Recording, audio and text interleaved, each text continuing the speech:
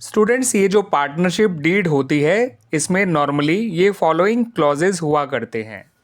सबसे पहले description of the partners, यानी पार्टनर के नाम और एड्रेसेस।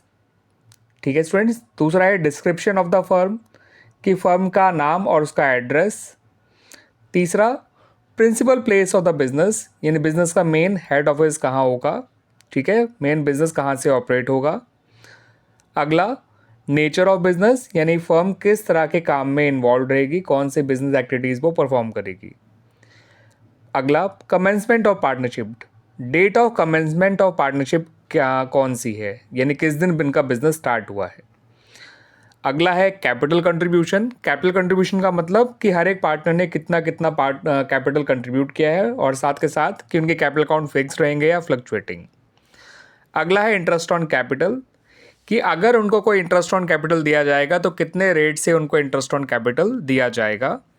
अगला है इंटरेस्ट ऑन ड्राइंग्स, कि अगर उनकी ड्राइंग्स पे कोई इंटरेस्ट चार्ज किया जाएगा तो कितने रेट से उनके इंटरेस्ट ऑन ड्राइंग चार्ज की जाएगी। अगला है प्रॉफिट शेयरिंग रेशियो, कि पार्टनर्स का प्रॉफिट शेयरिंग रेशियो क्या रहेगा। ठीक है, अगर डीड में मेंशन ना हो तो याद रखिएगा वो प्रॉफिट शेयरिंग रेशियो इनके बीच में आपस में इक्वल रहा करता है। इंटरेस्ट ऑन लोन, अगर पार्टनर ने कोई फर्म को लोन दिया है तो उस पर कितना इंटरेस्ट ऑन लोन जो है उसको दिया अलाउ किया जाएगा। याद रखिएगा अगर डीड साइलेंट रहती है तो फिर ये 6% पर एनम होता है, अदरवाइज जो डीड में कहा गया उतने रेट ऑफ इंटरेस्ट जो है दिया जाएगा on the loan advance by partner to the firm. अगला है रेम्यूनरेशन टू पार्टनर्स, की पार्टनर्स को अगर कोई सैलरी या कमीशन दी जाएगी तो वो कितना दिया जाएगा।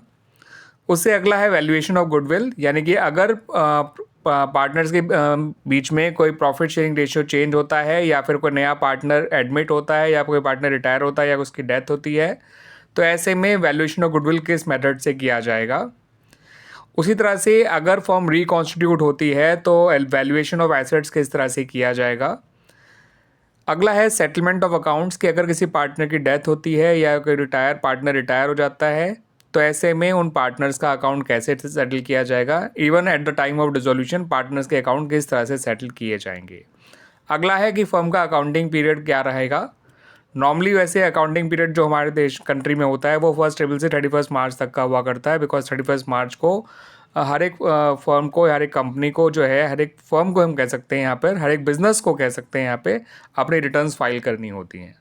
पार्टनर्स के राइट्स एंड ड्यूटीज़ क्या रहेंगे। अगर पार्टनरशिप जो है एक पर्टिकुलर ड्यूरेशन के लिए तो वो ड्यूरेशन ऑफ पार्टनरशिप कितनी है।